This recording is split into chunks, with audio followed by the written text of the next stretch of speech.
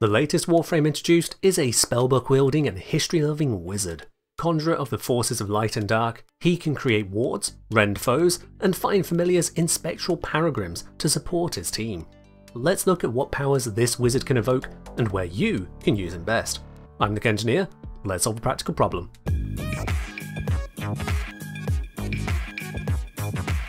This video includes items D provided to me for free, like Dante himself. However, this isn't a commissioned video, nor is it sponsored. I make videos like this one instead to bring insightful and helpful guides to you. So let's make this video sponsored by you, the very tenno it's made for. You can sign up on Patreon for behind the scenes extras, including testing data, graphs, and simulation code. Or if you'd rather not set up a subscription, which I can completely understand, you can treat yourself to the Kenjinu exclusive items through the merch store, including this gorgeous mug right here. Get more from this channel, and in the process support all that I do. Enough of that for now, let's see how you acquire Dante. As a brand new Warframe, you can of course acquire him for the in-game market for Platinum, coming with a Warframe slot and Orokin Reactor bundled in. However, you really don't need to do that with this frame. Once you've completed the Whispers in the Wall quest and the Deadlock Protocol quest, you gain access to the Deimos disruption node called Armatus. Much like any disruption mission, you need to find conduit keys, destroy demolishers, and navigate the unusual effects created by the system in the process. I've talked more about how you can do this type of mission in its own guide. With the release of Dante Unbound, finding a demolisher is easier than ever due to a periodic marker pointing out their location even before you may hear them. The demolishers in Armatus are not to be trifled with, as they are all necromechs. I recommend using strong radiation damage weapons to take them down, aiming for the weak spots on their shoulders and back. You can also use cold status effects to tremendously slow them down. Seriously, do not skip out on slowing effects like cold status. It's almost ridiculous how powerful they are. All of Dante's blueprints drop Rotation C of Disruption. Unlike normal missions, however, this isn't a slog of a grind. Disruption uniquely allows you to control the rotation reward you get with every round, such that by completing all 4 conduits from as early as round 3, you will always get a Rotation C reward item. With the drop rates as they are, 5% for each part and 7.5% for the main blueprint, there's an uncommon chance you'll get one of his pieces every round from the 3rd onwards. Not only that, every demolisher killed also grants Vessel Capillaries, either 2 to 4 on normal mode or 5 to 7 on Steel Path mode. This is rewarded to the whole squad as an automatic item, ignoring any resource boosters you may have. Those capillaries can be traded to Lloyd for various items, including Dante's blueprints. The main blueprint costs 270 capillaries, and each part costs 90 capillaries. This means even if you somehow never get a Dante piece to drop, in fact, even if you never rolled Rotation C at all, you can farm Dante in full by destroying around 180 normal demolishers or 90 Steel Path demolishers, representing 45 or 23 full rounds on average. If you get any natural blueprint drops, you'll need fewer capillaries and therefore can be done even sooner. I simulated each approach a million times, assuming you do one big mission, stick it out until you're done. On Steel Path, over 50% of everyone can have a full Dante set in just 12 rounds, including the 2 initial rounds of not accessing Rotation C rewards. Nearly 90% of players will be done within 18 rounds, and basically everyone in 24 rounds. On normal mode, the lower capillaries rate means a longer runtime as it takes longer to afford the pity system, but the mission rotation rewards don't change. Here, the 50% point is 16 rounds, with 90% done in 26 rounds, and the millionth most unlucky person in 47 rounds. In these 2 scenarios, 95% of normal mode players and 99.5% of Steel Path players would complete Dante soonest by holding onto the Vessel Capillaries until you have enough to finish the set. Don't go buying parts the first chance you get, or you may end up buying a part you then get as a random drop too. I'll assume, however, that someone preferring to run normal mode also isn't likely to want to go past round 10 due to level scaling. If you extract and restart after 10 rounds of normal mode, the 50% point is still 16 rounds, but the 90% threshold for completion moves to 29 rounds, and the unluckiest simulation a million took 48 rounds. Again, 97% of simulated players would rely on Lloyd's shop to buy 1 or more Dante pieces. So roughly 4 minutes per round of disruption, and it can be done quicker, that's just an hour or less farming for most people, under 2 hours for virtually everyone. It's more likely you may struggle with the Entrati Lanthorns required to build Dante. With a surprisingly short amount of disruption out of the way, let's see what Dante actually does. Dante's first ability is his exalted weapon, the Noctua Tome. This replaces your secondary weapon while active, requiring a very small amount of energy to activate, but then also a little energy with every shot. The weapon itself fires a projectile which, on hit, splits into 4 more nearly identical projectiles to hit other enemies roughly behind your initial target.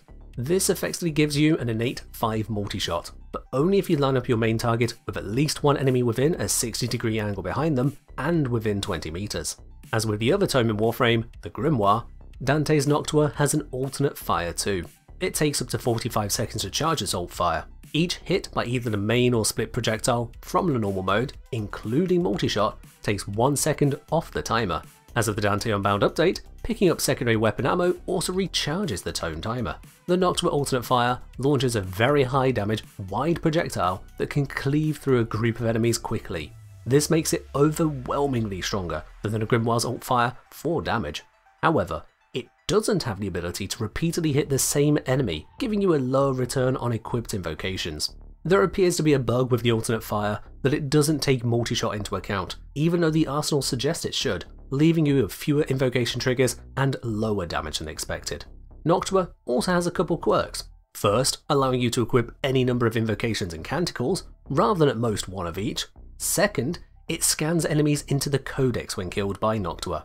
Dante's passive should add 50% status chance to all your weapons against enemies with full Codex entries completed, but my testing found no bonus at all with any weapon, Noctua or otherwise, which is certainly a bug.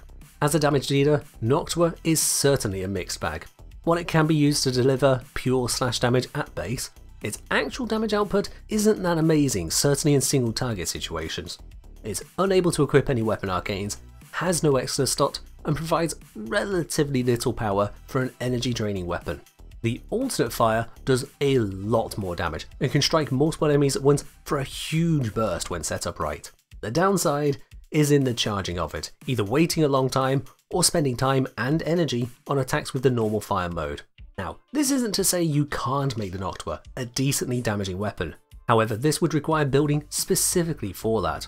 Considering the trait of equipping multiple invocations as well, you're really choosing between damage or support on Noctua. Trying to do both is more likely to end up lacking at both. As a special note, if you equip both Noctua and another tome using the same invocations, both sets of buffs apply independently. For example, striking 15 enemies with both Noctua and Grimoire alt fire will give at max a 60% strength buff from each Volume invocation, totaling a 120% buff. Likewise, using Xata invocation on both can give you up to 20 energy per second, assuming you can full stack both tome mods. It's definitely worth keeping these in mind. Dante's second and third abilities are far simpler. For the second, Light Verse, you and nearby allies gain a small amount of Overguard and a decent chunk of health. This also prepares a Light Verse mark for your fourth ability. The Overguard from this ability alone isn't that much, but you're invulnerable while casting it, and it leads into the fourth ability we'll touch on in a moment. For the third ability, Dark Verse, you deal slash damage with 100% status chance to all enemies in a large cone in front of you, again while adding Dark Verse to your fourth ability. The Dark Verse attack swings twice, typically applying 2 slash procs on all normal targets.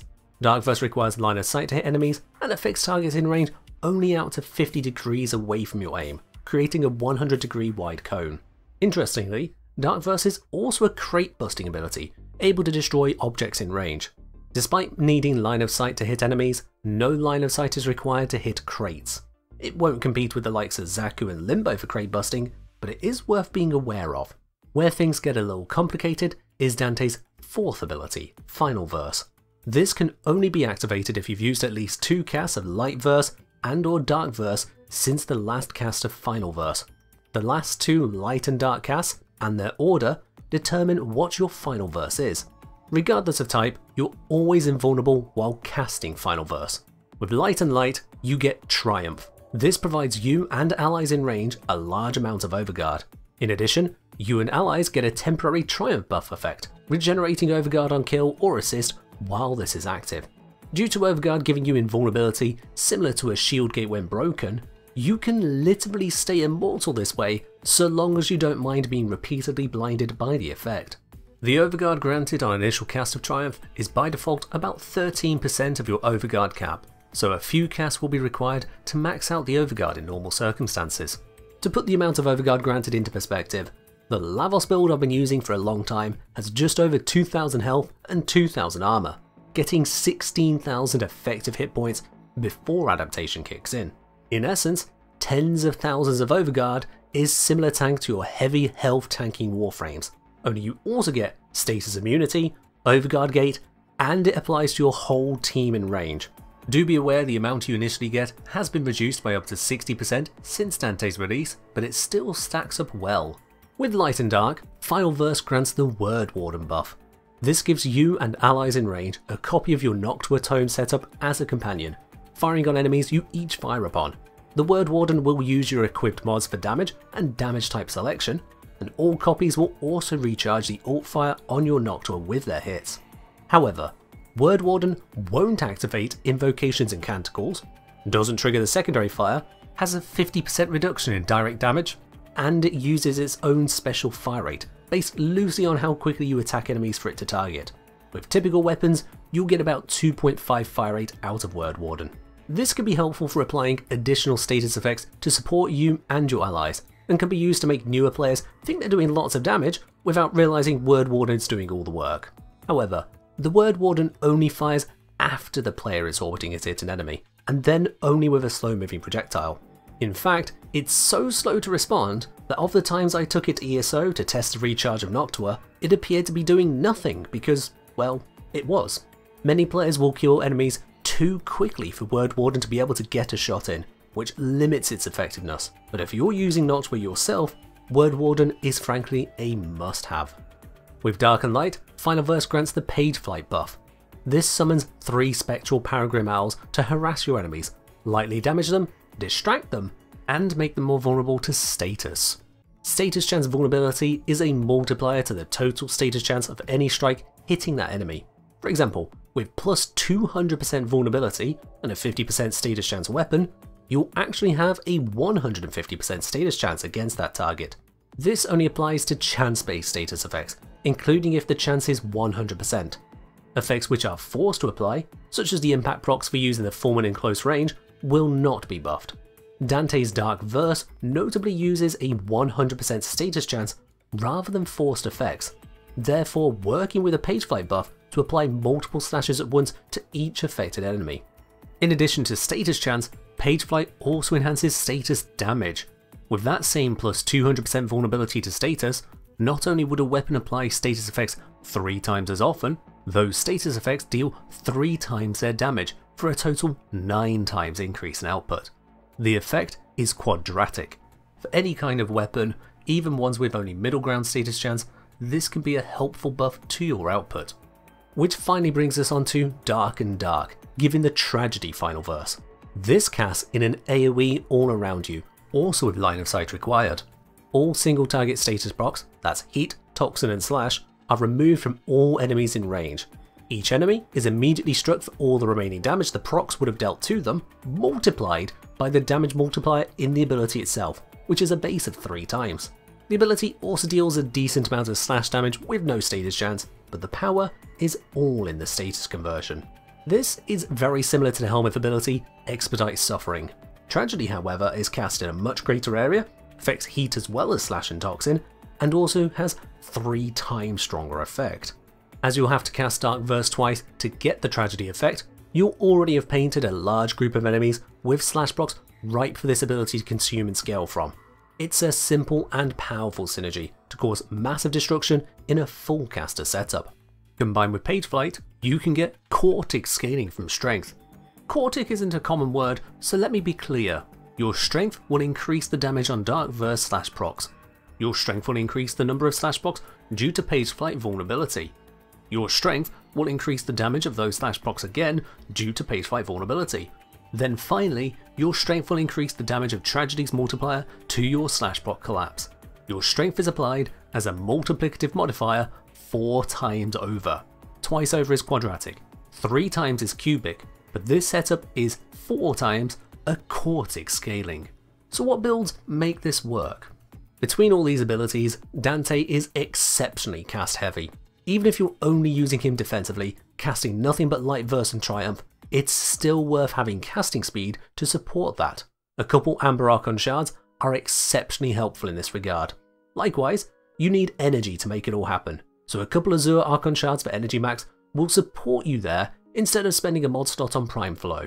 The final shard slots should be spent on Crimson shards for strength, or otherwise a utility shard of your choice. All variations of Dante's builds will make plenty use of all this. For modding, we can look at Dante as an all-round offensive caster, a defensive support caster, or a tome blaster. For the all-round offensive, we need strength to power our abilities, range to apply them, and enough energy economy to keep it going. The energy economy aspect really comes down to what you both have available and choose to use. You can go for an efficient approach like this, trading down casting effectiveness for reliability. This doesn't need external equipment, only Dante himself to get the job done. The cheap casting means you can get away with less optimal cast of Dark Verse hitting fewer enemies, as you can, broadly, afford the cost. Still, you may find in lower enemy density missions, or for hardier opponents, that you'll still want to have suitable weapons ready for if energy becomes scarce. You can use Umbral Intensify instead of Precision Intensify on this build for close to the same results. If you're running a budget, lacking Archon shards, Arcanes, Endo and more, you can go for a budget efficient setup along this line. It works to the point of even giving you your energy back, should you spend it all. However, you lack the higher strength and cast freedom that can make him sing. For a more powerful approach, we can drop the efficiency down and end up with this. The lack of efficiency is made up by Arcane Steadfast for free casts, and Equilibrium for energy from Health Orbs. Those Health Orbs can be obtained from a number of sources, most powerfully being a companion equipped with Synth Deconstruct. De Rigor, set up like this, is one such way you can pull that off. Otherwise, you can also use the oft overlooked Parazon mod Blood for Life, giving a guaranteed health orb on mercy killing an enemy. This will apply not just to Xmas units, who also already drop 2 health orbs, but also to general heavy units you mercy kill. With Equilibrium and Blood for Life, a mercy killed Xmas will give you 190 energy. The trade-off with low efficiency is that it's completely unsuitable for low enemy density. You cannot throw away casts of Dark Verse on single targets as you'll rapidly run out of energy.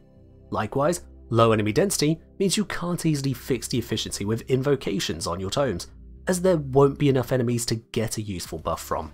In both the low and high efficiency builds, you need to keep Light Verse, Dark Verse and Final Verse, as that's your core kit. Noctua, on the other hand, is somewhat optional. You can keep it around to use it as a supporting element to trigger invocations from, using this build here for strength, energy and the means to recharge it. Alternatively, you can just helmet Noctua off. Nourish remains a brilliant option for enhancing your energy income, or Roar for enhancing damage output, both of which can fit into an all-round Dante if you don't want to use his tome. If you'd rather focus on support Dante, we can keep a low efficiency setup but with a reduced focus on energy income, as support Dante doesn't need to cast as frequently. You can choose to subsume off Noctua again, this time for any number of support abilities from Nourish or Roar to Ensnare or Breach Surge. Now we're focusing on buffing allies with Tank, Owls, Books and the Subsume choice. As much as I'd like to float the idea of subsuming off Dark Verse instead, to go full support focus with a tome in hand, I just cannot justify it. If you're in a situation where you want to sit back and be the buffing frame, removing access to Page Flight and Word Warden would be a step backwards in that regard. If you choose to do it still, you're building for something far more niche than these types of guides are aimed at. Lastly, if you want to make Noctua sing, you can mod it specifically for damage. First, pair it with either the high efficiency Dante, this time using Umbral Intensify for more strength on Noctua and less on Final Verse, or low efficiency if combined with sufficient energy support such as Zata Invocation on the Grimoire. In gameplay, you should charge up the alternate fire quickly with strikes on the enemy in front of all the others, then release the alt fire as often as you can for high damage bursts. For building Noctua for damage, I've gone with this approach. The reason this setup is using both Hornet Strike and Galvanized Shot is because both of them apply differently to different parts of the weapon. Hornet Strike will apply its full buff to direct hits with the normal attack, increasing the damage to 3.2 times what it'd be without it, regardless of your strength. It however has no effect on the 4 shards that splinter off from the attack. Galvanized Shot on the other hand applies only 80% of the expected buff with neutral strength, and lower still if your strength is higher, as it's additive with strength as well as Hornet Strike.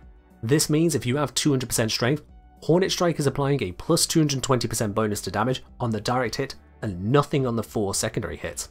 Meanwhile, a fully stacked Galvanized Shot is applying plus 48% damage per status to the direct and split hits. The 2 bonuses are additive, but because they apply to different parts of the attacks, it's still worth including both. I've opted to go for an Expel mod rather than Prime Convulsion, as the damaging status with extra oomph is preferable to high direct damage radiation only. If you prefer, you can mod for Electric rather than Heat. This loses the armor reduction and proc refreshing effects, but you then can benefit from Archon Stretch for another means of generating energy. You'll want to use Noctua in combination with Light Verse and Triumph for defense, and as a status weapon it becomes substantially more effective when paired with Page Flight 2. Word Warden is also useful for granting charge towards Noctua's alt fire, giving you again more output. As all of Dante's abilities can come together helpfully here, it'd be hard to suggest removing anything via the Helminth system. While we're on the topic of Noctua builds, if you're subsuming off Noctua, you can still set it up to be helpful as a Word Warden like this. With no invocations nor faction to focus on, it's instead set up as a simple heat viral approach. This can be a benefit against any enemies which take more than a second to kill. But again, only use this build if you're taking Noctua off Dante. All told, Dante is a powerful and versatile caster focused frame. He's a very effective Warframe while not doing everything in the game. This is one of the longer guides I've made for a Warframe, as Dante has a lot to talk about. So before you head out, check out the Patreon or merch store or the links in the video description. That's all from me for now though, so as always, cast high, look fly, and fight well, Tenno.